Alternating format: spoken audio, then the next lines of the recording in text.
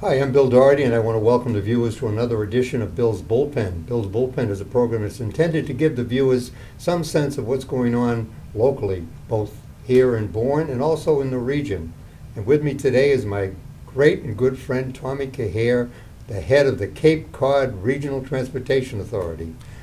Hi, Bill. Nice to see you again. It's been a while. Yes, it has. And matter of fact, that's one of the problems as time goes on, is you not lose your connection, but sometimes you don't make the effort to keep those connections going.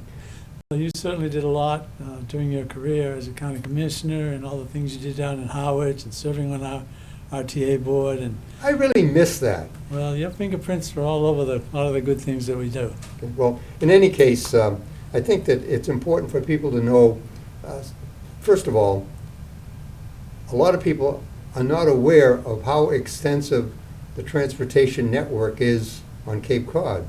And perhaps, we could lead in by telling folks what that is. Well, there are 15 regional transit authorities in the Commonwealth, and our jurisdiction includes just Cape Cod, Barnstable County, 400 square miles approximately, 15 communities. We provided about 1.6 million trips a year, pre-pandemic. Say that again. 1.6 million trips a year. Pre-pandemic, the pandemic obviously changed things where ridership diminished for a year, but it's slowly climbing back, and we're about 67% of our ridership in 2019 now. So we have, 7 fixed route services, hourly service that go all through every community on the Cape. Up here in the Upper Cape, we have the Bourne Run and the Sandwich Run and the Sea Line that runs out of Falmouth and Woods Hole to Hyannis. So you can now get to wherever you need to go on Cape Cod in a much more efficient manner. Plus, we've introduced some new technology called Smart Dart. It's a app-based transportation service where you can get an app and call on us, and we can come and get you within 20 minutes to a half an hour and take you to where you need to go within a region.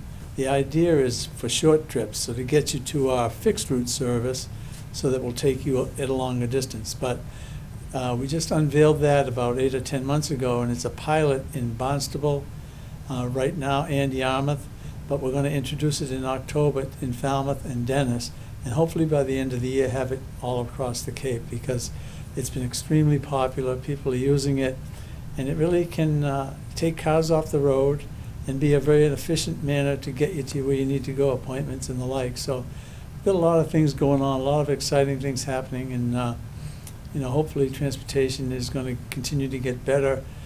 People were a little bit, I think, during the height of the pandemic, and it still is lingering, but during the height, people were hesitant to get into trains and get onto boats and get into buses. But studies have indicated that, it's safe to get onto a bus. And we did social distancing. We require masks still, but our drivers are trained better than any other drivers around. And so I think everybody that takes our service always says how much they enjoy it and how nice they were treated. And we also have the Cape Flyer train. That's our train that we pay the operating cost. And we have a south side of the canal stop in Bourne that we introduced 2 or 3 years ago.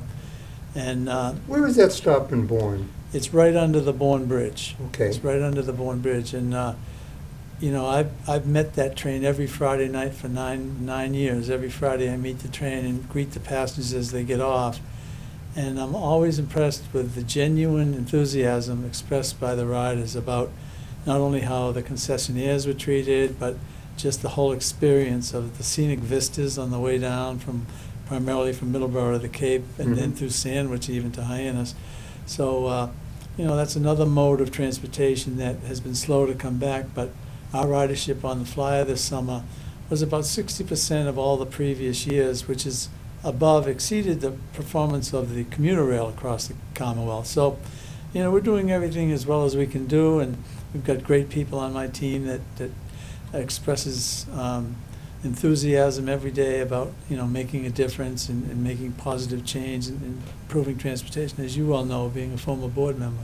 Well, one of the things that I made a point of doing when I was a board member was to actually use it once in a while, because I thought it was very important. If you're on that kind of a board, you should really be reporting from your own experience. and I never identified myself. And I must say, I never had a bad experience, and I was always impressed with how thoughtful and how supportive all the drivers were, especially since there was in the times that that I wrote it, there was a lot of support for people who had to make appointments who were both physically, who were physically disabled, and I remember several times when I was taking the service to, let's say, to observe, that the driver would get out and go up to the door and help that passenger get from the door to the bus, and also on the reverse as well. Well, Bill, it's I hear that kind of story literally every week. I get an email about how our driver went the extra mile, not literally, but to help them out with bags from groceries or whatever it is.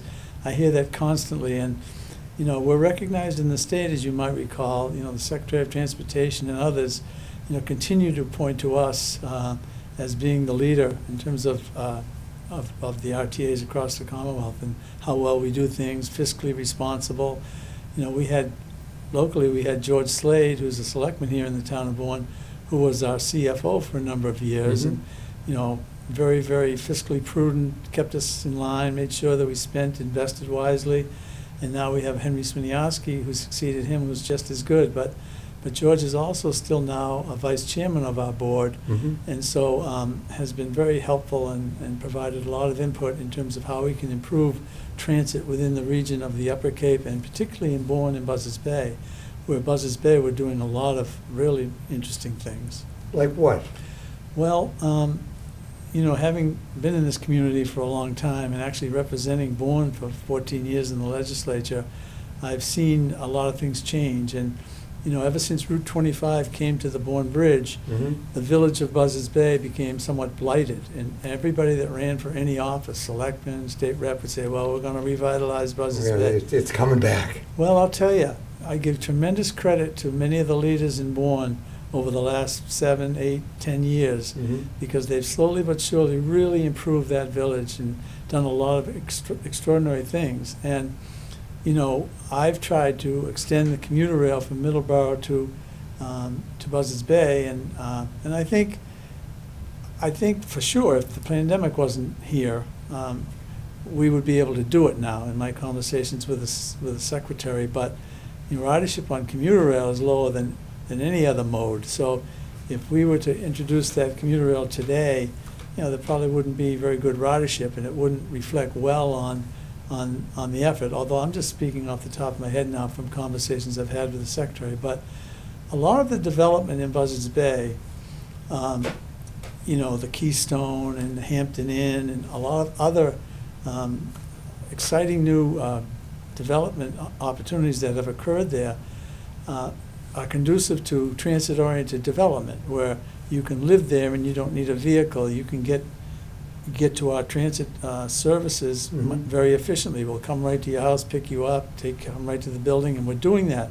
We increased the frequency of our Buzzards Bay enhancements significantly, so that every half hour a transit bus goes through the village of Buzzards Bay, stops at key locations where you don't need a car. You can get wherever you need to go on Cape Cod. And if you look on the half hour, every 20 to 40 minutes, buses are now moving around Buzzards Bay and then going on to Sagamore, Market Basket, going on to Hyannis, going to Falmouth.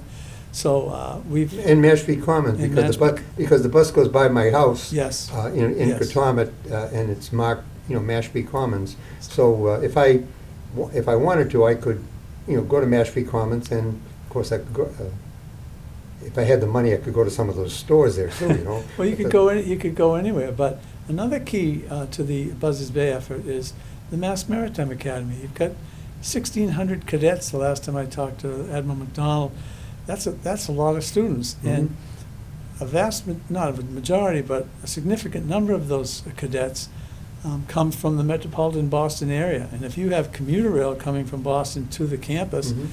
you address a major problem for many years with parking where the cadets park.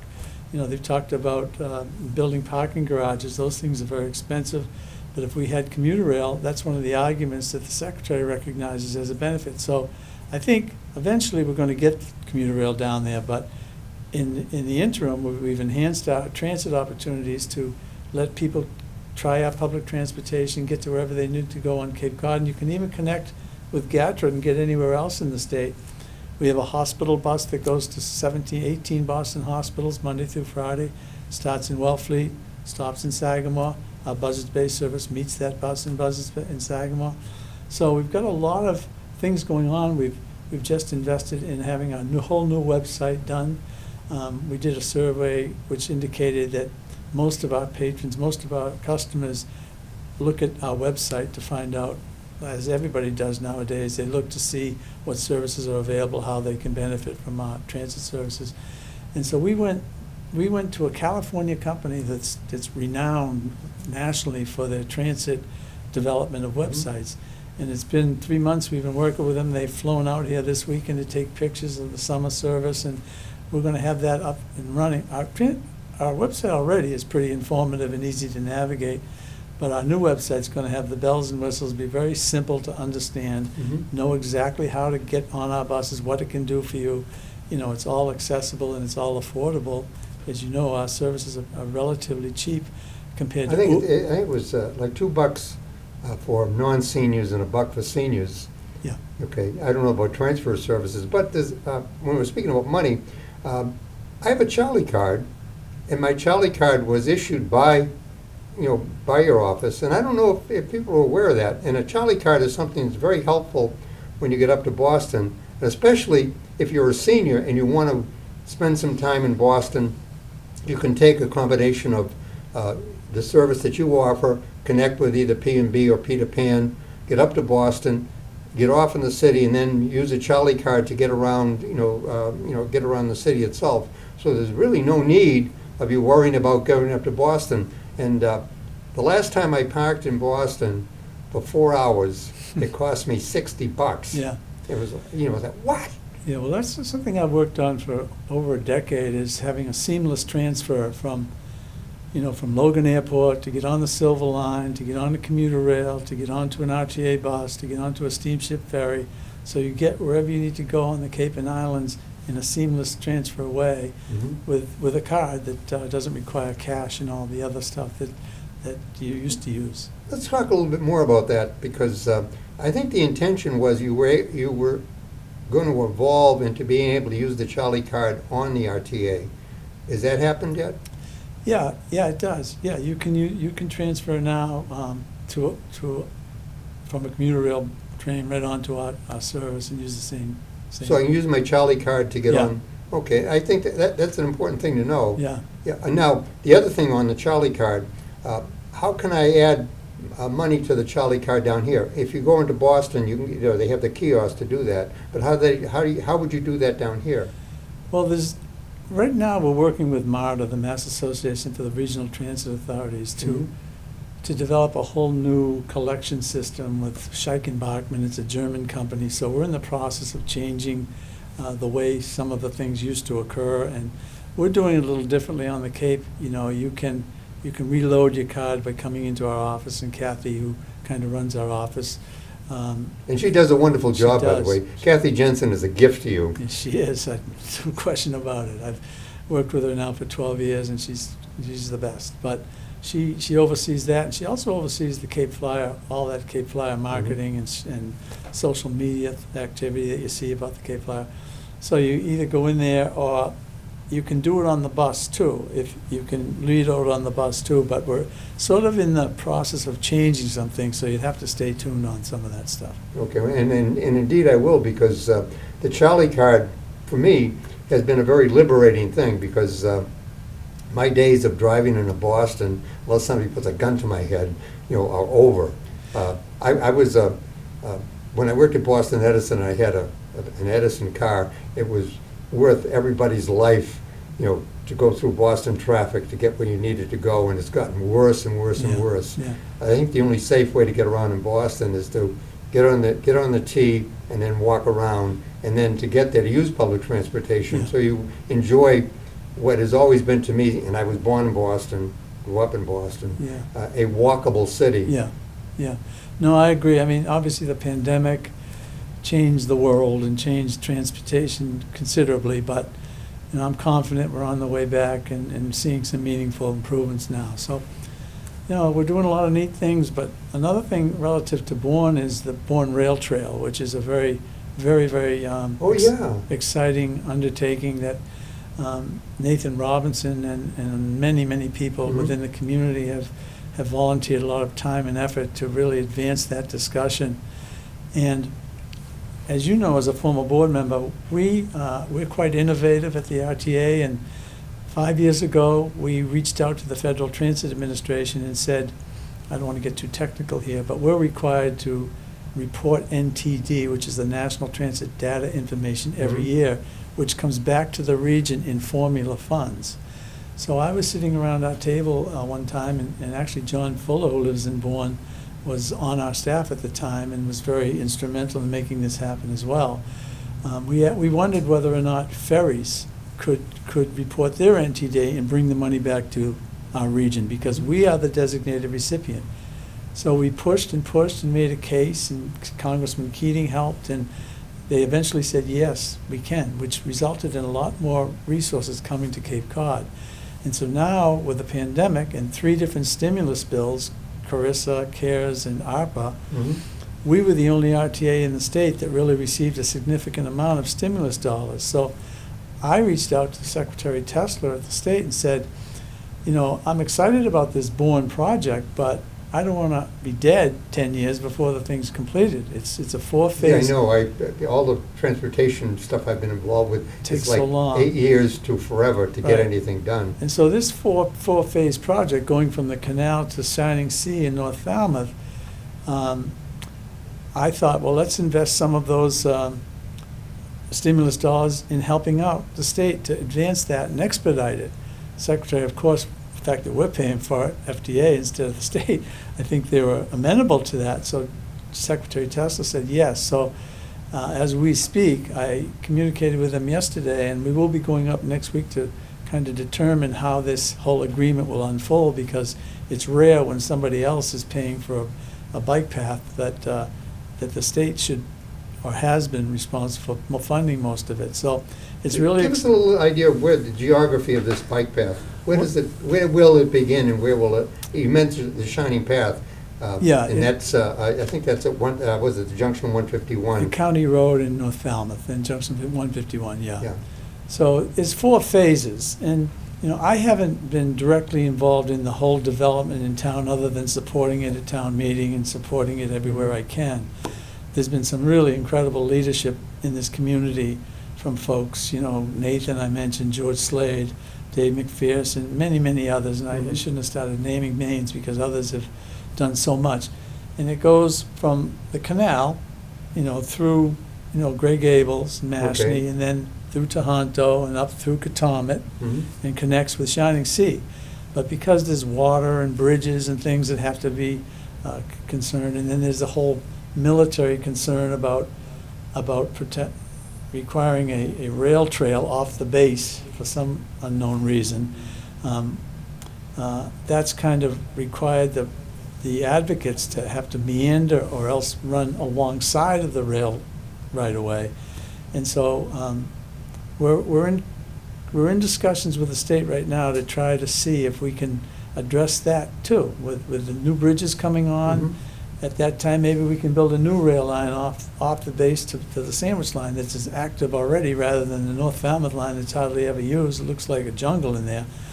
So a lot of things are in the air, but it's been the tremendous support from the people in this community, not just with their wallets, but with their vocal advocacy and fundraising.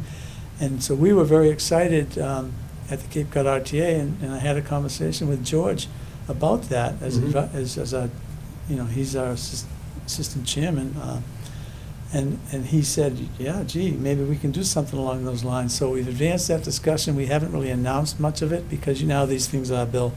You get your hopes up, and then at the last minute something goes wrong. Well, that being said, I think it's important for viewers to know that none of this happens unless the people who are the funders are convinced that the community is in support of it. Right. So, and the way that community support is identified is letters to the papers, programs at the different committees that, that are looking at public transportation to voice their opinion about what's going on. And as we say all of that, one of the things that I think people are concerned about as we look at this whole integration of public transportation and commuter rail and all of that is that where exactly, or what is the plan for what I'd call parking, in the Buzzards Bay and Bourne community? Would it be on this side of the bridge or the other side of the bridge? For commuter rail? Yeah, for commuter rail. Where would you park? Well, I talked to, in my previous life when I was Deputy Secretary of Transportation at the state level, you always heard that. Whenever there was commuter rail discussion, there was like, where are you going to park? And the people that I know that run the commuter rail service up there always say that it's not as big an issue as you think it is. Mm-hmm. Although in Buzzards Bay, where you always have the parking challenges anyway because of the maritime students and all of that. And they are taking over more and more property. They are. Yeah. You always have the surface. You have a number of options, but that's why we're really improving our public transportation, so that wouldn't necessitate a lot of new parking. But once we get the real go-ahead on the commuter rail, right now we're focusing as the RTA on the rail trail, but the commuter rail study is almost completed too, that Steve Tupper and others have been working on, a great group of stakeholders from Bourne. Once that's completed, and it will be within a month, I would think, then the planning part goes into play with the commission and others that will be looking at specific parking challenges. So, it's a process, but you know better than anyone, Bill. I always admired, your attention to detail, and as particularly as commissioner when I work with you. And if you keep plodding along and you keep making the case, you can make things happen. And persistence is very important. it is. And I've been blessed with a tremendous team, a great team of folks that, as I say, just love to come in every day and make a difference, and that's what we're doing. Let's talk a little bit, get in the weeds about what can you take on a bus? Well, one of the challenges, around the country is you can't pile a bunch of bikes on a bus. And usually if you see, you can only put like 2 bikes on a bus. We have You have the stuff in the on front. the front. Yeah. And we've invested to make that 3 bikes on a bus. So you can put 3 bikes on a bus. But, you can, anything that's reasonable, you can bring on the bus. And our drivers are so well trained, that's another thing about our Smart Dot that I talked about. You hear about these periodic Uber and Lyft incidents where a driver, something terrible happened. Our drivers are trained, and as you mentioned, we get compliments all the time about how courteous they are, how kind they are, how patient they are, because many vulnerable citizens have to rely on our service. And That's right. so you have to be patient with some of these folks, and but you can take anything reasonable on the bus. Okay. Now, one of the things that I found out, I always made a point of taking public transportation whenever I traveled. And in Kansas City, they had express routes that paralleled the regular local routes. Another thing that I discovered when I was in Portland, Oregon, is that they had special pipes that you could vertically mount a bicycle on the inside of a bus. And both of those, were interesting. And of course, in Portland, it was free transportation within a central region, and it did encourage a lot of people, let's say, to use public transportation. But I was more interested in how we integrate some of these ideas like express bus, into let's say to make the let's say the desirability of using it, more interesting. And I wondered if you're doing any surveys to find out anything more about the viability of something like that. Well, we do a lot of surveys, and to digress a bit, to go to the Cape Flyer, one of the things that makes our Cape Flyer train unique, we have a bike car with 65 bike stands in one car, and tools for people to work on their bikes as they come into the Cape. So that's an innovation. The other thing that we're doing is we have free fare Fridays now on our fixed route. So all of our fixed route from Bourne to Provincetown on Fridays is free. So you can take a bus for nothing all over the Cape on Fridays.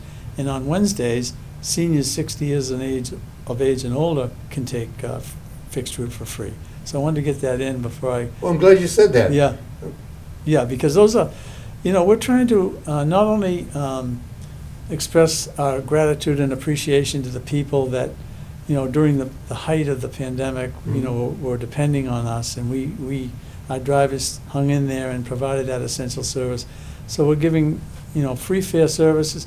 As you remember as a board member, our fares is only 6% of our operating budget. It's a $27 million budget, but we're always, every Monday morning and Wednesday afternoon, we sit as a staff and think about innovative ways to improve service. How can we make a difference? How can we make things better?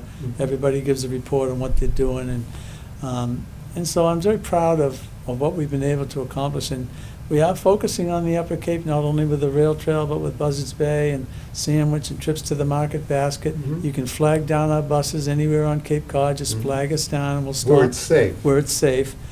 And tell I'm talking to a board member, you know all the rules. But yes, our drivers are trained. Like you can't, certain areas on 28, you can't just pull right over, but next safe spot. So, I just encourage folks to look at our website and call us or contact us at... Okay. And if they want to contact you, how would they call? Well, it's capecodrta.org is how you get hold of us. And, our telephone number is 508-775-8504. So Kathy would probably answer that, but we're all at your disposal and able to communicate with any concern that's raised across the Cape. Now, we've come to the end of this. So what would be the main takeaway that you would want people to have? I would like to say that, the roadways on Cape Cod were never built to accommodate the volumes of traffic that they're dealing with now. And now we've got pending bridge reconstruction and a lot of other gridlock-related concerns. Take public transportation now that it's free on Fridays. Go out and take a trip on a nice day and go down the Cape to Provincetown, Truro, Wellfleet, Eastham. See the Cape, as you have used to traverse the Cape all the time when you were a commissioner, and see that public transportation is accessible, easily accessible, efficient, affordable, and safe. And that's what I always try to encourage folks to do. Well, I am definitely going to try that. It's a long trip, but it's kind of interesting, and it goes through what I call the settled parts of Cape Cod, because that's what routes do. They try to stay within the population centers, and it's an interesting trip. If you're a people watcher, I would guarantee you'd find out a lot about people by observing them, and in that type of a public setting, and that's always been one of the fun things for me. Of course, when I go into Boston and see everybody on their phone, you wonder, well, whatever happened to your personal contact? But with that, I want to thank you, Tom, for coming on. Well, thanks. It's been great for me because I've renewed my contact. I have not seen you in a while. You look great. Thank you. And I wish you well. And I hope that the viewers, now that they've had a chance to hear more about public transportation on Cape Cod, that they'll take advantage of it and use it, because it is a great service. They've got great people that are running it, and I don't think you'll ever find any organization that is more user-friendly and concerned and, what I would call committed to providing great service here on Cape Cod. So with that, I want to thank Tom, and I want to thank the viewers for watching another program of here on Bourne TV.